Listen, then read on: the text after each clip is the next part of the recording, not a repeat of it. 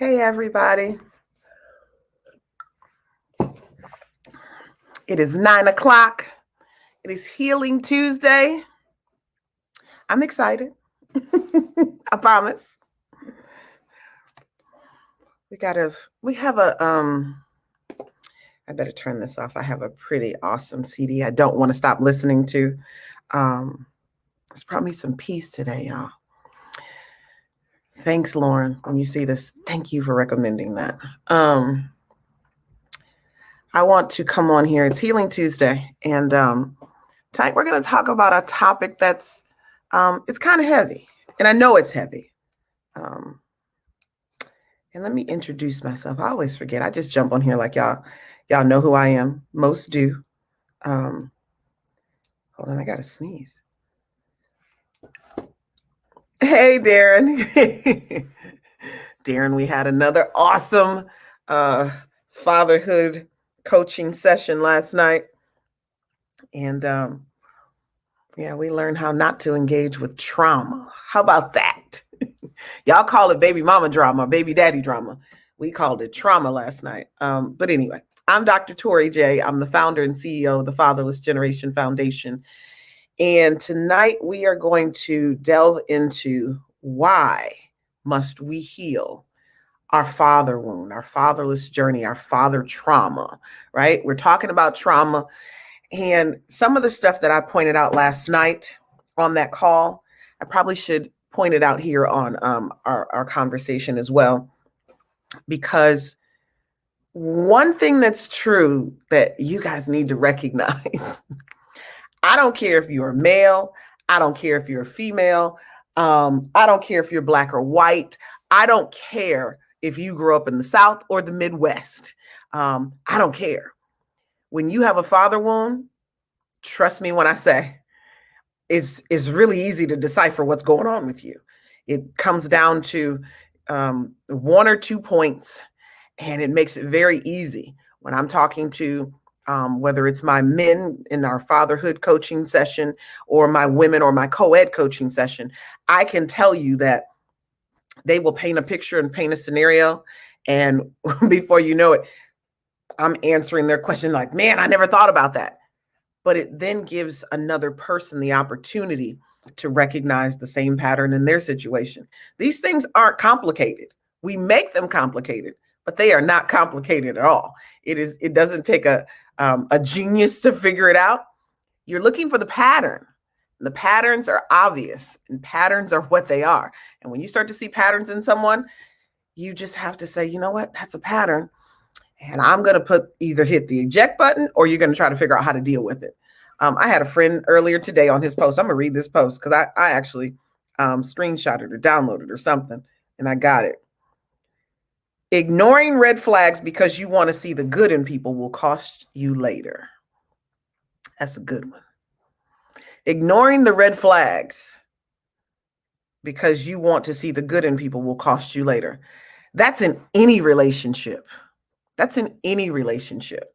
I have something in my head, but I'm not going to say it. But I'm telling you, we ignore red flags in many people, not just a prospective spouse, jobs, family members. How many of us can honestly say that we recognize the level of toxicity that comes from our family members? I'm going to talk about that here in this conversation, but it comes from even our family members. And if we continue to try to recognize the good in even our family members, they will drive us batty. They will bring us into their trauma. And then before you know it, we got mental health stuff going on. I'm going to get into that later. But tonight, as we are talking about why must we heal our fatherless trauma, I want to acknowledge the fact that, we've discussed father wound, what it looks like, even healing from it. But we never addressed why. I don't remember addressing why. I talked about a lot of different things, but I don't remember addressing why. And I want to get into the word why. My husband can tell you, I know he's not on here. There are some complications that are always happening in a fatherless situation, and we'll see how this one pans out. I'm going to leave it at that for now. I'm very transparent, but I'm going to leave this one kind of put a pin in it for tonight. And I will disclose it to you as I proceed and as things pan out in a different way. But I was thinking that I was going to share some stuff tonight, but I realized today I'm not going to do that just yet. We are both fatherless, and I've done a lot of healing along my journey, but I can recognize that my husband hadn't. One of the reasons I do the I've Got Daddy Issues conversation and how that brand started was my husband said on one of my Healing Tuesday lives was that he didn't even know he was fatherless until he married me. So imagine the shock. Many people don't know they're fatherless until they encounter me somewhere. They hear me speaking. I'm in a group at a networking event. Imagine the shock that people have when they discover that. That's a lot. That's a jolt to their system. So tonight we're going to address why. And my husband can tell you why is a question I ask a lot. Like I ask God why all the time. I've been asking God why all day and all yesterday. Like why? You're going to have to explain to me why. I can tell you that I will hear the answer. I don't know the why totally yet to the question I'm asking, but this is what why does. Why answers the reason, the purpose, and the cause of a situation or a dilemma. Why? Why answers the reason, the purpose, and the cause of a situation or a dilemma. Growing up fatherless is not only a situation, but how many of you know it's a dilemma? It's a dilemma for the children who are growing up in the situation. It's a dilemma for the single mother who are raising the children. And it's a dilemma for the father who is absent because he is absent by choice or by force and alienation. Those are the two, or he's passed on, right? Those are the reasons.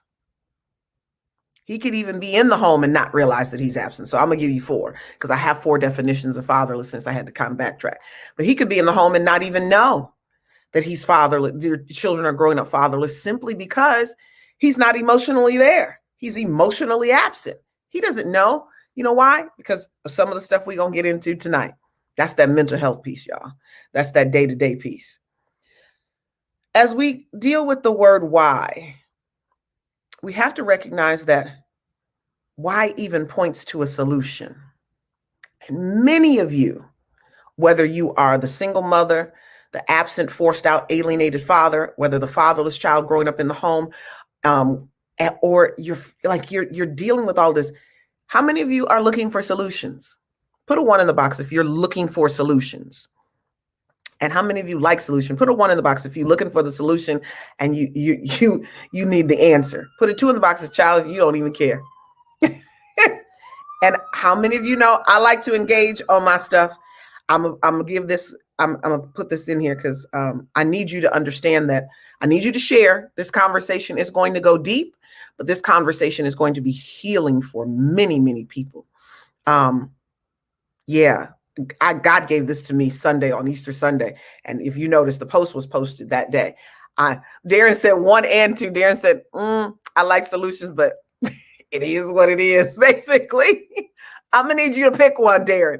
That's the other part. Fatherless children have issues with making decisions. We got decision-making issues. This is the other thing I want you to recognize.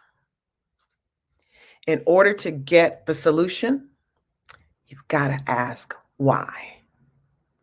Why are you being alienated from your children? Why are you a single mom? Why isn't your father present? Paul said 1, he's looking for solutions. Why? Why is this happening to you? There's something that I need you to recognize about why, though. When you ask the question why incites conflict, maybe even violence. It incites conflict and violence towards the people that you're asking the why to, but it incites conflict and violence even within yourself when you're asking that question. Right? How many times have you asked someone why? And they get real pissed off. They get a little upset. And when you're asking yourself why, how many times have you, when you ask why, you're emotional, you're angry, you're frustrated? Why is a word of conflict. Conflict is good, though. How many of you like conflict? Y'all be like, I don't like conflict. Conflict is good because conflict leads to solution. It leads to the solutions that you're looking for. But unfortunately, once conflict shows up, some of you are like, what? I'm out. So you never get to the solution. You never find the resolve because conflict shows up and you're like defensive, frustrated, you're this and you're that. And let me say this because once again, he's not on here chiming in. Share, and engage. Some of you have the answer that somebody else on here is looking for. So engage when I'm speaking. When there's something that comes up and it brings an aha moment to you, engage. I'm telling you, I don't know everything. So there are people who are looking for you to provide the answer and the solution to them. Some of you have the solution to people who are watching or who will watch. So I just need you to understand. But conflict is that place of why is the insights conflict? And why requires you to face the hard places in your life and in your heart. That's what it requires you to do. Why shines a light in dark places? That's what why does. Think about that. I'm going to take my time tonight. I'm not rushing through this. And we're probably going to continue to talk about this for a while because I'm going to go through, I think it's 1, 2, 3, 4 points, but I may utilize those points over time to do 4 other like series of this conversation. Probably why I'm saying it because I feel it in my spirit. But yeah, why requires you to face the hard places in your life and in your heart. Why requires you to shine a light in dark places? Why is illuminating? How many of you know sometimes when you illuminate something, it's like you don't like what you see. That's why the conflict is there. That's why the conflict shows up. That's why the violence shows up. And I mean anger. I mean, y'all, when you ask why on the inside of you, start getting the answer. And the answer may not always be the one that you want to hear. That's going to create some violence. That's going to incite some stuff. Why also requires you to take the focus off of others and place it on yourself. Why did they do that to me? Hey, Charles, kicking it in Miami. I appreciate you even being on. You should be in them streets. Oh, no, y'all got curfew. They got curfew in Miami, y'all. We ain't got curfew down here in Fort Lauderdale. They got curfew. But that might be why he's in. But I appreciate you tuning in. Why requires you to take the focus off of others and put it completely onto yourself? Because you can ask why this person did that and why this person does that. But it always is going to turn back to you. Always going to come back to you. And I know I'm taking my time on why, but I am for a reason. That's why the title of this is why must I heal from my fatherless trauma? Looking at everyone else causes you to miss out on your own healing and deliverance. Trust that I got children with me. I can't get too turned up. Yeah, that's true. But young girls like to turn up though. There's a turn up that I like about them. They like to sing karaoke and have fun. But listen to this. Everyone else, or looking at everyone else, causes you to miss out on your healing and deliverance. Your healing and deliverance is why you're a single mother. You need it. Your healing and deliverance is why you're absent from your children's lives. You need your healing. Your childhood is wreaking havoc on your life, even as we speak. And it's why you're in the predicament you're in. Why? It's your childhood. And there's some things that happened in your childhood while your father was absent and why he was absent that has now created the life that you live and the life that you have. And if you don't like the life that you have, and many of you don't, you're living in misery, you're suffering, you're in survival mode, you definitely don't have the life that you desire and that you even envisioned that you would have as a young kid. You know you don't. And if you have the career that you want, that's one thing, because that's what we got. Fatherless children, we got these careers down pat. Like, we got that. But do you have the emotional stuff together? Do you have the relationships and the friendships and the circles and the people around you to give you what you need? So let's go here. So the first thing that I'm going to talk about is the day-to-day life. Why must you heal? You heal from your fatherless trauma, because your day-to-day life is in shambles. I'm going to point out a few things. What are some of the challenges in your day-to-day life that I can pinpoint just in a few conversations this week with clients that are causing you some mess? Your day-to-day life, you just live in anger. You lack emotion. You procrastinate. You're a self-sabotager. This is what I want to stress. In our day-to-day lives, we have normalized dysfunctional behavior. We've normalized it, not just in others, but also in ourselves. We've normalized it. And so our day-to-day life becomes a life of, I'm at work, I do well at work, I succeed at work, and then I go home and I shut the door and I don't think I'm depressed. This ain't what I think depression looks like. I don't think that I'm angry. I'm not a procrastinator. What did I self-sabotage? Everything. You go home and shut the door and shut the outside world completely off after you've been at work. Shut it off. And then we're going to go into relationships. Number 2 is the relationships you have.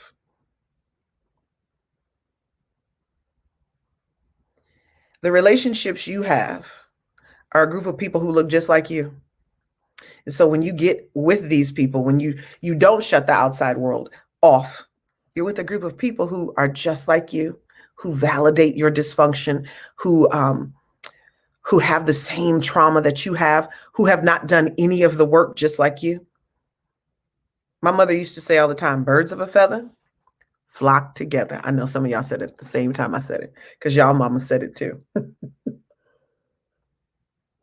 When there were certain girls around, and my mother would always make sure that I understood who they were and who I was. And so she would say things like, birds of a feather flock together. Are you part of that bird? Are you in that group of birds? Most times when moms say that, they don't approve of those people. That's really what the premise is. They're not approving of those individuals. But your relationships, they look a hot mess. Those are friendships that I'm referring to right there. But if we get into romantic relationships, you're repeating broken cycles. You got bad habits. You got addictions. Can't even keep a relationship. Can't even keep solid friendships.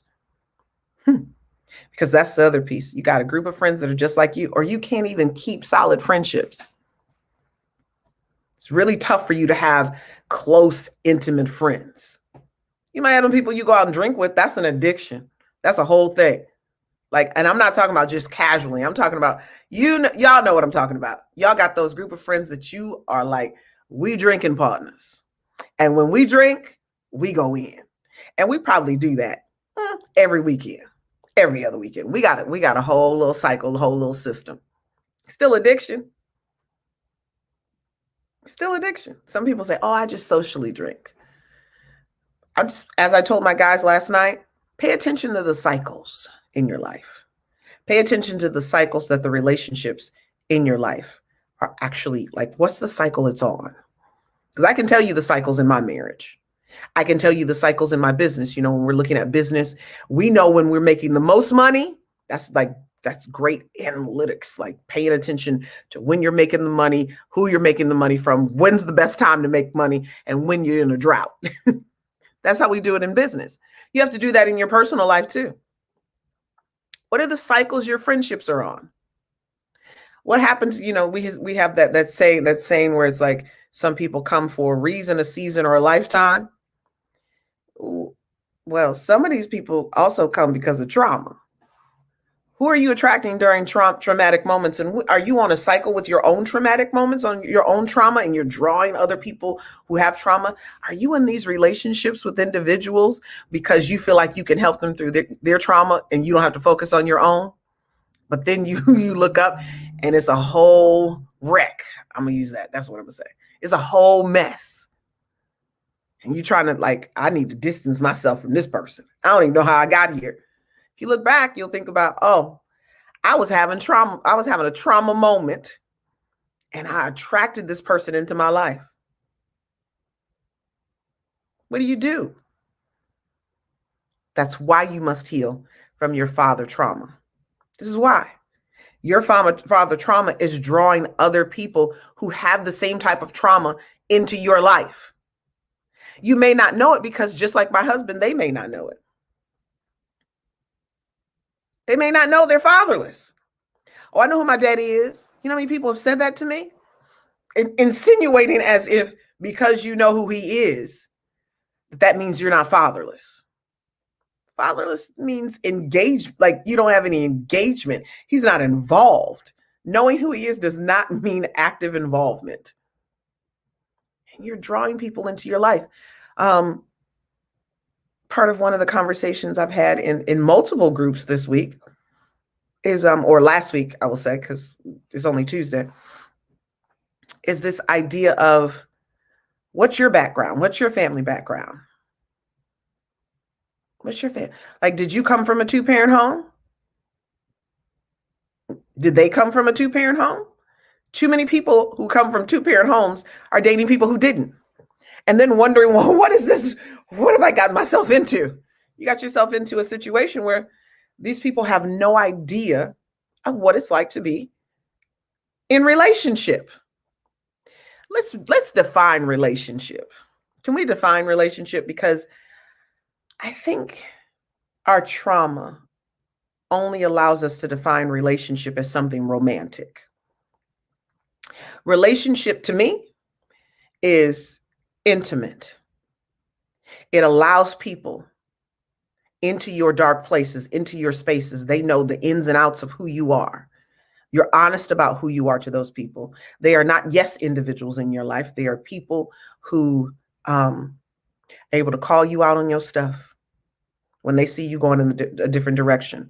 But they're also there to cheer you on when you're doing amazing things. That's just a summation of how I see relationship. And because we are fatherless and we have not healed, when somebody tries to tell us about our stuff, oh, we defensive. Oh, we got to, who made you the authority? Oh, now you got ODD. See, we're going to get into some mental health stuff next. You got an issue with authority. Who made you? Who put you in charge? You ain't my daddy. How many of you seen or heard kids say that? How many of you were a child who said that when a man came up and he was trying to tell you the right thing to do? You ain't my daddy. Well, boo, you don't even have your daddy available to you. And when you say that and you're fatherless, you look crazy. Because that person is being a father figure, an image of a father, by correcting you, bringing discipline. But it's hard for us as fatherless individuals to accept that. It's hard for us to take a deep breath and to take that in. It's hard because we weren't raised with it. We were raised with a feminine voice. We were raised with effeminate individuals in our lives speaking only the motherly stuff into us. So when a man shows up, we have a hard time. And men, many of you have a hard time.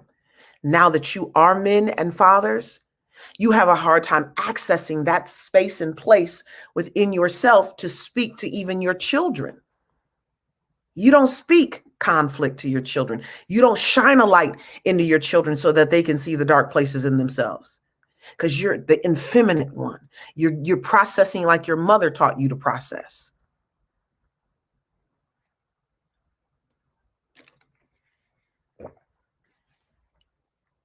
Let's go to the mental health thing,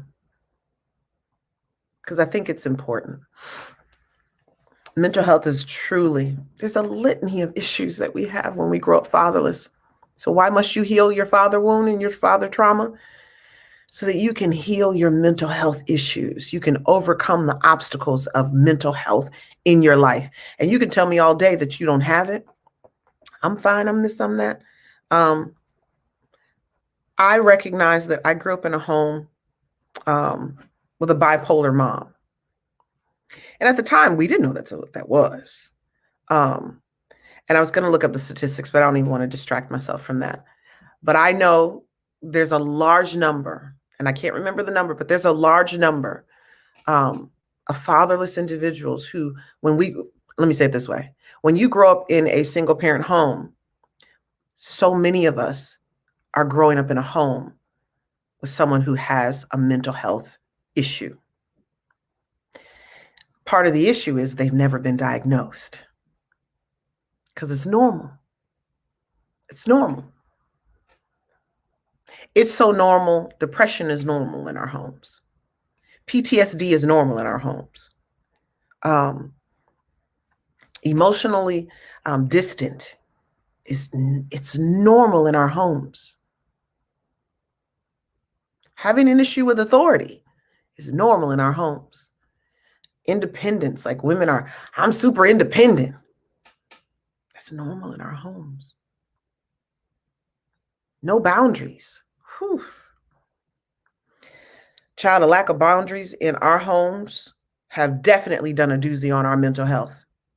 And they've really messed up our relationships. Because we don't even know how to set boundaries. Because there was none set. And our parents ran all over us. Our mothers put us in roles and positions that we were not supposed to be in as children. And this is why we must heal from our father wound. Because I don't care how great, how dope, how amazing your mother was or is. You've got all of these issues I'm listing. And that's part of the reason we won't acknowledge these issues. Well, my mother did a great job. And my mother was, yeah, she did. She did the best she could. But let me tell you, you've got all of these issues and then some. And we don't have to disparage our mothers simply because, let me say it, I'm backtrack how, saying that we have mental health challenges and we've got all of these issues because we were fatherless is not disparaging to our mothers. It's not. I can love my father as equally as I can love my mother, and it's not a knock towards her. She may feel that way, but how she feels about it is none of my business. It's none of my business.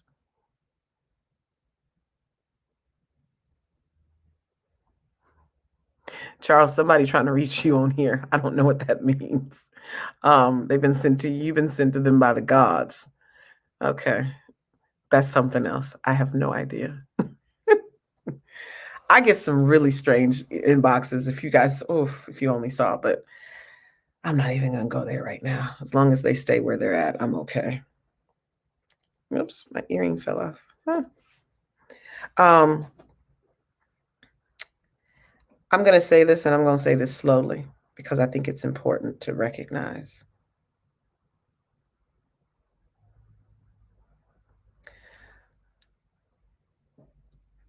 We sit around and say, well, my family was like this, and my family was like that, and my family did this, and my family did that. And this is the way we were brought up, and this is what this was, and my mother did it this way, and you know, she taught me how to do it this way and that way, not recognizing. Thank you, Stephen. Not recognizing that our mothers might have been bipolar. Our grandfathers might have been alcoholics or bipolar, living with trauma. But because they did it a certain way and we were children, we just took it as that's how you do it and that's normal. That's how you normalize dysfunction. Because most of the time we're normalizing it because my mama ain't nothing wrong with my mama. My mama, she doesn't have any mental health issues. Yes, she does. She does. And it's okay that she does. Doesn't make her a bad person. Doesn't mean she was a horrible mother. It means that she didn't heal from her own trauma, her own childhood trauma. Why must we heal from why must you heal from your fatherless trauma?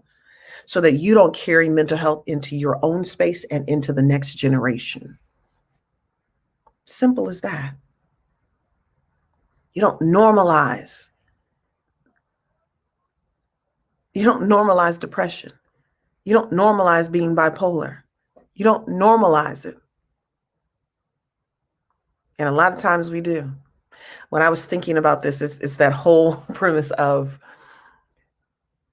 getting the ham. I mean, you've heard that ham analogy.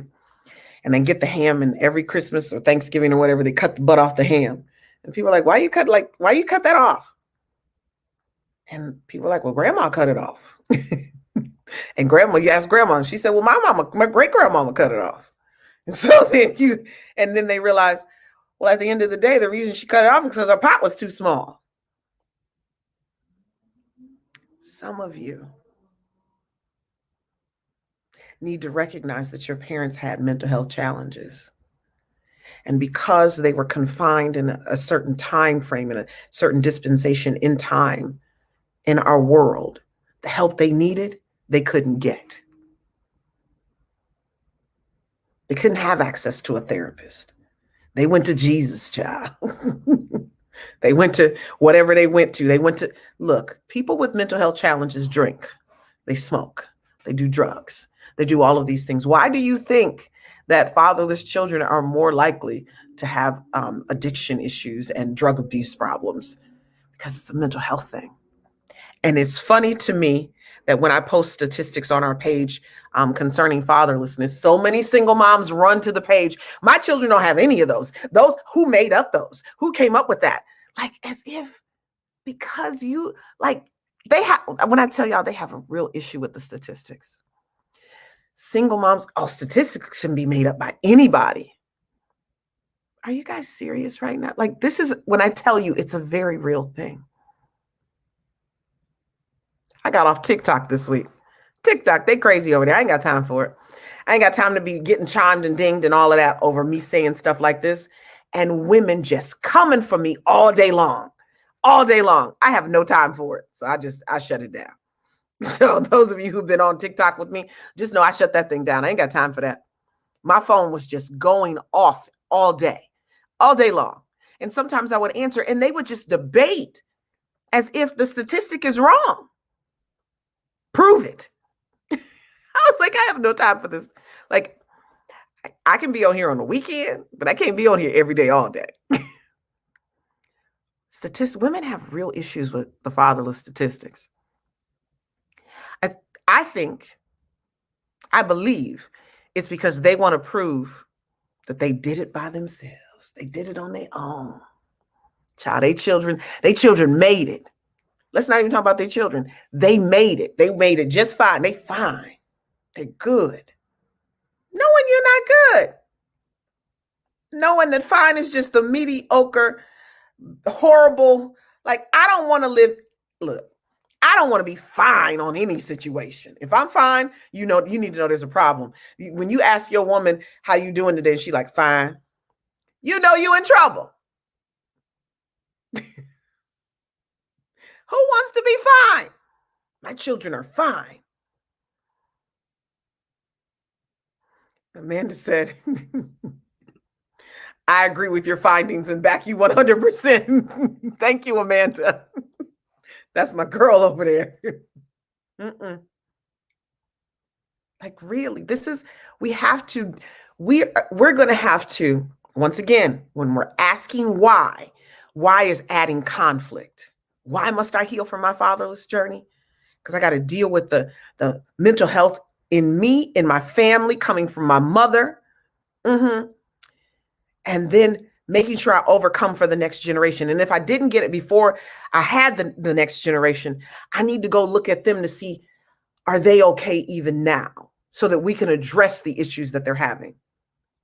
Because performance, let me be very clear. Fatherless children know how to perform, baby.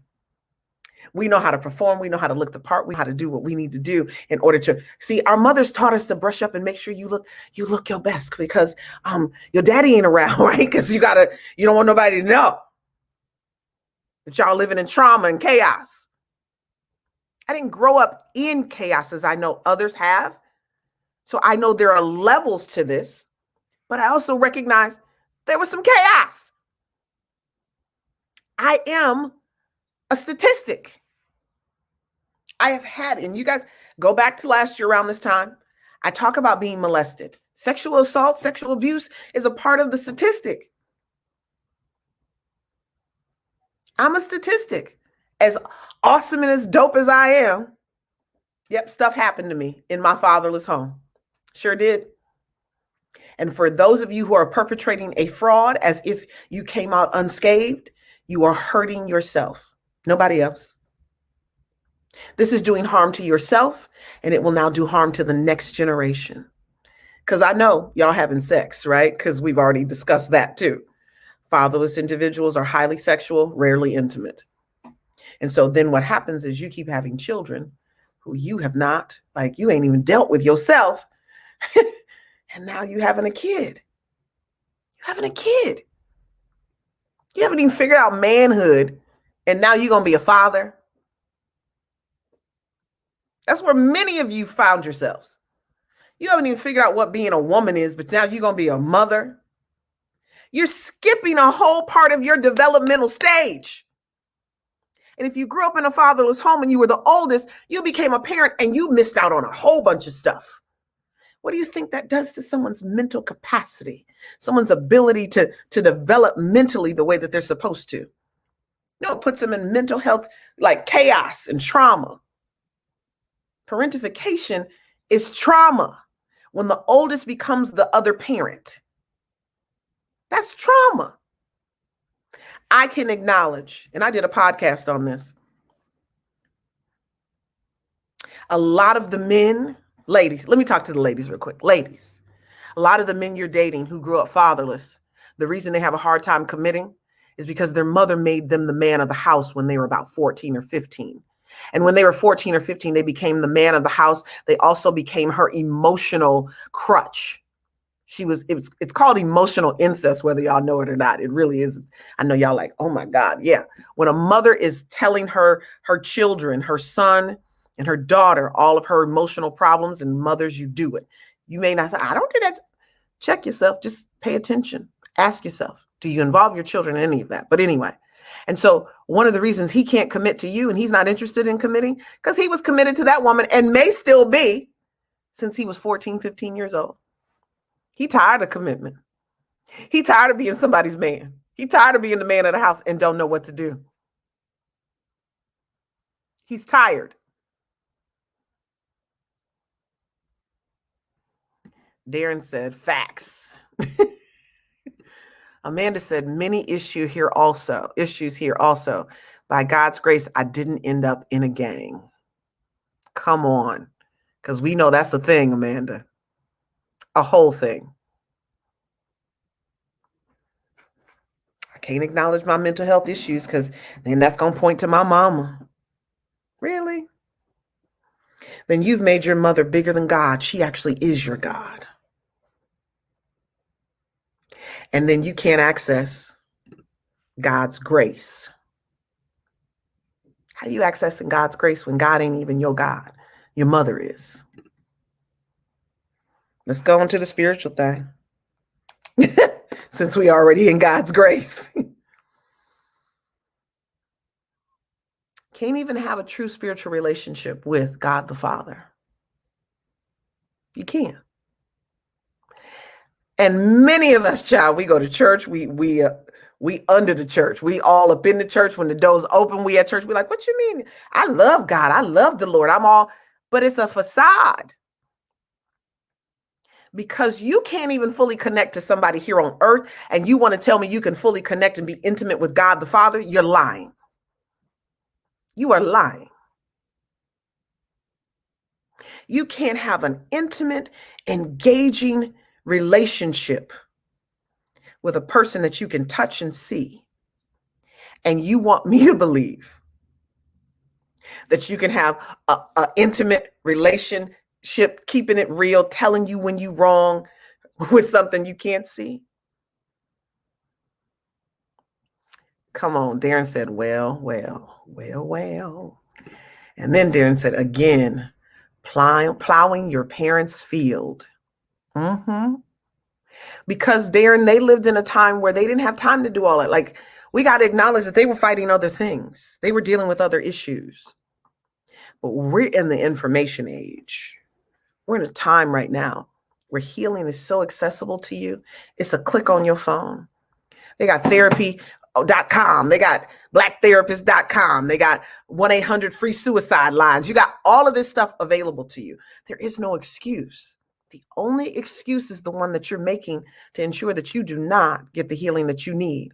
And you continue to live in the mess that you are living in. And that's a choice at the end of the day. You're now choosing to live in this mess because you won't ask why. I don't need to heal from my father wound. I forgave him already. I did. Forgiveness is not the same as healing. It's a part of the process. It's a part of the journey, but it is not healing. You're going to have to go and heal every intricate part of yourself that causes you to disengage, become defensive, access anger on a dime, on a whim, accept dysfunction, lack boundaries, sabotage yourself. And let's just go plain, like I'm giving generalizations. I need you to access the spaces in you that would cause you to alienate a father from his child. I'm going to need you to access the places in you that would cause you to say, you know what? I ain't got time for this. I'm about to walk away from this woman and these kids, and I don't have time for it. I'm not going to do it. I don't have time. I ain't going to do it. I need you to access the place in yourself that would say, I know I'm depressed, but I'm going to act like I'm not. See, when we start playing, and this is, ooh, let me go back to mental health for you.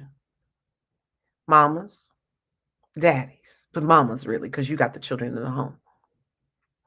When you make your children pretend and play a facade and act like everything's fine, you start making them create different personalities. And then guess what happens? They start having borderline personality disorder. Start opening the door to that. I'm not a therapist, I'm a coach. I'm connecting the dots to your pain so you can go take this to your therapist.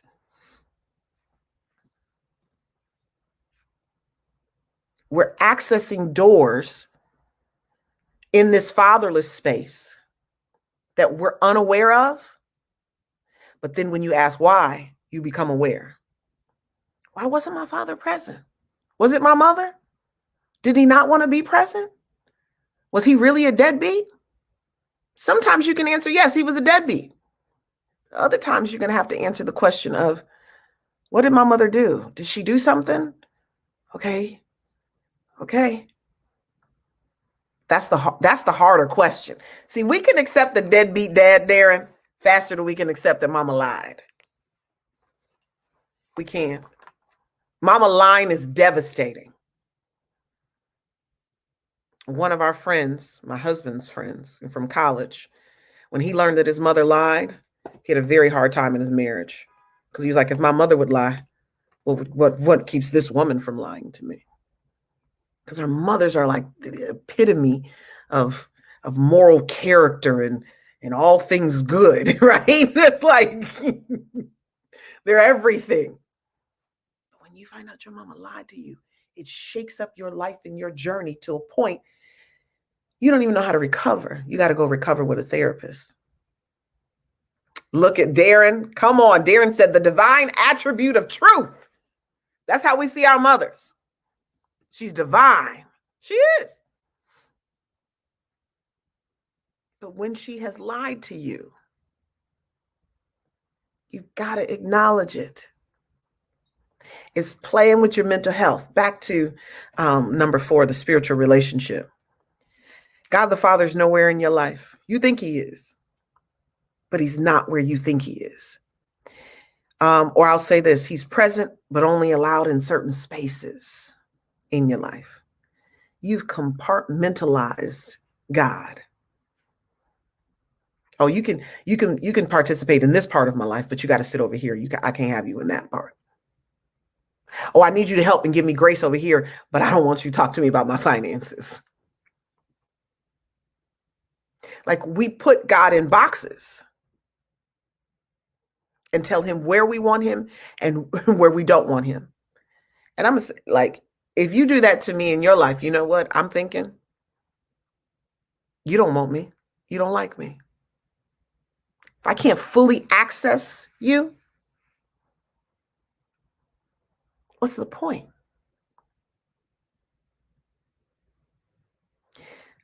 I'm going to give us a caveat here. One of the reasons we place God in these boxes, we compartmentalize him, is to protect our hearts, to stay in control. Because we haven't had that level of control. Our hearts are broken. And he's God the Father. And when he starts moving like a father, it's pulling up and causing stuff. I talked about this a little bit on here, but I talked about it in my coaching group. Is your relationship with God triggering your father wound? That's why you have to heal your father trauma so that you can fully access the promises of God and all that God has for you. Some of you walked away from God. And I prayed about that, and we've addressed that on Monday prayers. And I think we addressed it on a Healing Tuesday, that you walked away from God because how could God let you go through this where you're alienated with your children? You can't even see your children.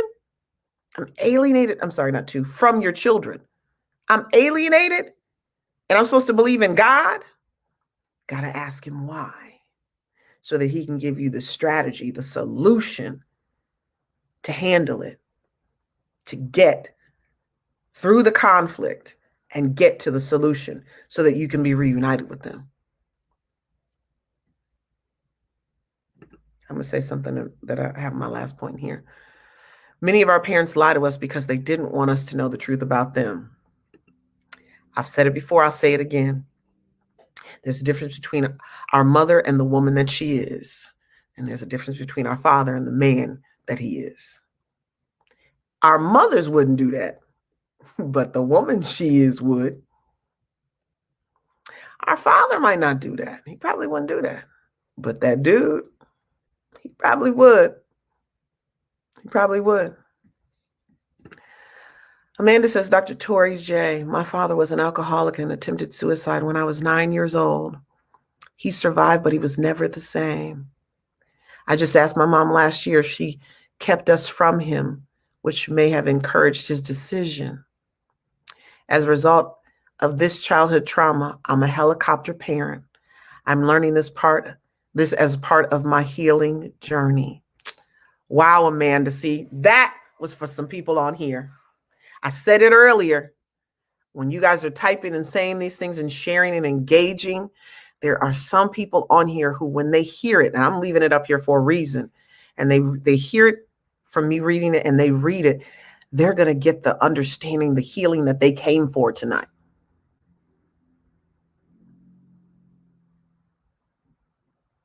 Amanda, I want to know, you asked your mom last year if she kept you from him, which may have encouraged his decision, blah, blah, blah, blah.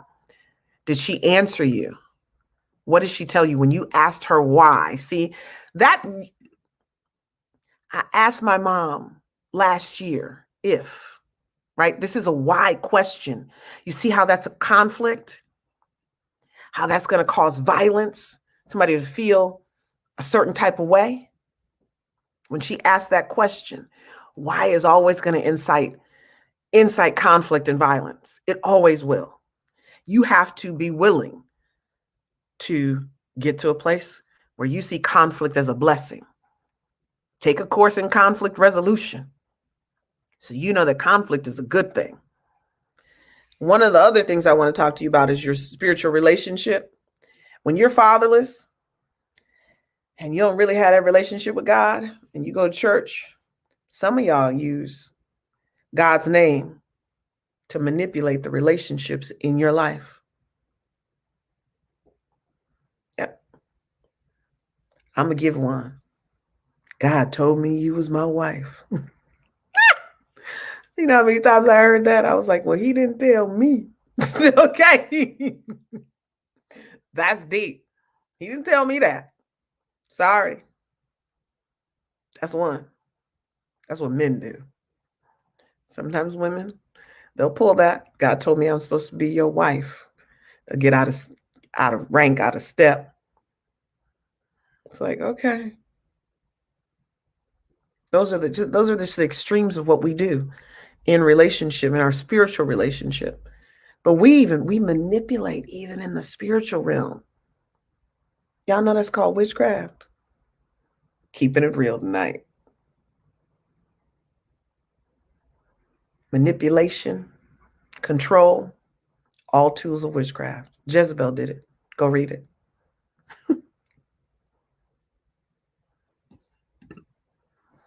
She said yes. She was shocked I asked, but she did answer. She said it was his decision to never engage with us. So now Amanda has the understanding of what it is, but it was a lot. When our mothers are shocked, it sends a rumbling through the house. And I'm sure Amanda, her heart was beating fast because I don't care how old we get. Our mothers are still our mothers. And when we are approaching them on that, our hearts are beating fast. We are nervous. It's conflict. It's violent. It's intended to shake up some stuff. So even when she asked, she was scared. Tell him you, Amanda, were you scared or were you not scared? I ain't even gonna put words in her mouth. See what Amanda says. Why must we heal from our fatherless trauma? Because we want to have the best life we could possibly have. See, look, Amanda said yes. She was scared. In Georgia, they say, if you scared, say you scared. Amanda said yes. We're scared to approach our mothers on this. We're scared to approach our fathers. I watched The Bachelor, and he had to reunite with his father in order to give his father an understanding of how he felt. He was scared. He was scared. But you have to do it, as they say, you got to do it scared. Because you need to have the life that God promised you. You need to have the life that you envisioned as a child. Trauma's keeping that from you. It's not your job. It's not your career. It's not the woman you with. No, it's you.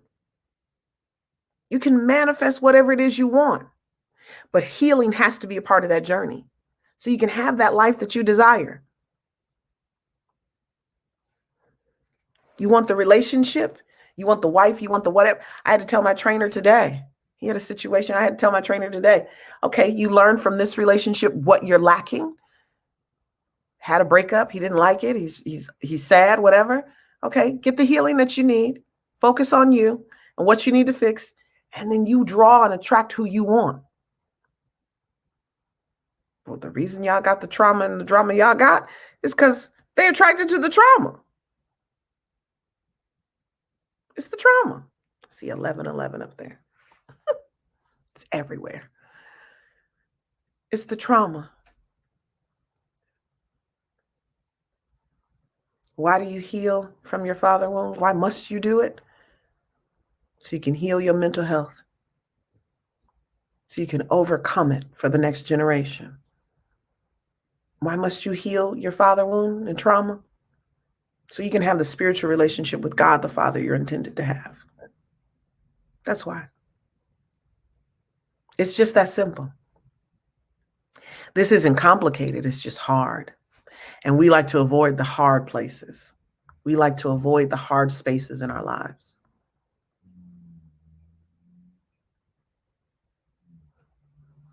She said, make a wish. Is that what I'm supposed to do? Well, it's everywhere. When I tell you it's everywhere. But I'm going through some things right now. And I just know that that's the whole point of that, It's everywhere right now. I think it's everywhere for a lot of people. I believe that there are a lot of intentional spiritual things happening. We have access to so much these days. And yeah, when I see that number, I'm seeing it all the time. I get it. I get it. God is with me, and I recognize that. So that's what I had for you guys tonight. And I believe what I'm going to do over the next few weeks is I'm going to start going through these four scenarios: the day-to-day, the relationships, the mental health, and the spiritual relationships. I kind of glossed over them tonight, but I believe we need to go deeper. We need to go deeper. And many of you who watch Healing Tuesday, you're like, but she's not talking about the horrible court system. Come back on Thursday. Come back on Thursday. We'll talk about it for 30 minutes. I'll do some posts and we'll go from there. Okay? But tonight is about you and healing, because even if you are alienated, there's healing that you need to do even as you're reuniting with your children. And that's the part, men, I need you to acknowledge. You need this healing. Actually, many of you need to recognize that some of the people who've been on my page and they've reunited with their children, they acknowledged that the healing that they were receiving and the centering back in their relationship with God from watching Healing Tuesday was the very thing that helped them reunite with their children outside of the courts. Didn't require the courts. It literally got a phone call. And because when we align ourselves the way we're supposed to be, God shows up. Miracles happen. When you're out of alignment, chaos is like all you're going to get. Trauma. It's what you're going to get. So I look forward to seeing you guys on Thursday. I will not be home on Thursday, but I will be able to, I'll be online. I'm going to make sure I get on here on Thursday and and talk to you guys about some things. But do me a favor. Keep me and Mr. Barton in your prayers. We need some prayer right now. As I said in the beginning of this, fatherlessness is a thing. And it will destroy the relationship that you say you want. It will put you in a position where you repeat patterns that you promised and made a vow with yourself that you would not repeat. And so if you pray for anything, come against the pattern that's trying to be repeated in this household. I ain't having it. It's not going to happen. So, all right, I will bid you guys an adieu, and make sure you ask all night, all week. Why? It's okay to ask why. And I'm Dr. Tori J, and I'm the founder and CEO of the Fatherless Generation Foundation. And I pray that this conversation helped connect the dots to some of your pain so that you can take it to a therapist and get the healing that you need. All right? I'll talk to you guys later.